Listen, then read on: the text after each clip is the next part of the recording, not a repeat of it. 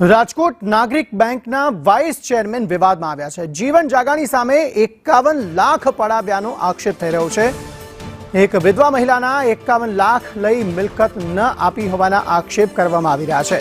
જીવન જાગાણી અને તેમના ભાઈએ સાટાખત પણ કરાવ્યું હતું। વિધવા કાંતાબેનને ચેકથી 51 લાખ રૂપિયા આપ્યા હતા। વારંવાર રજૂઆત છતાં કોઈ જ કાર્યવાહી નહીંનો તેમણે આક્ષેપ કર્યો છે। મયુર સરવૈયા વધુ માહિતી આપી રહ્યા છે। મયુર, જણાવશો શું વધુ વિગતો?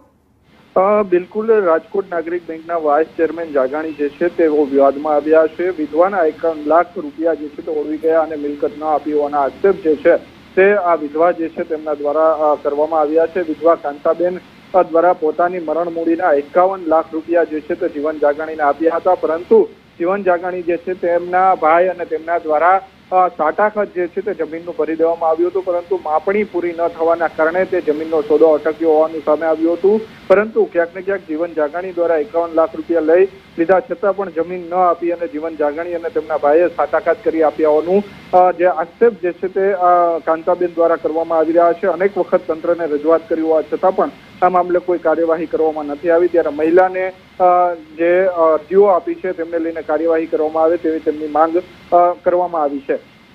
આભાર સમગ્ર માહિતી આપવા માટે।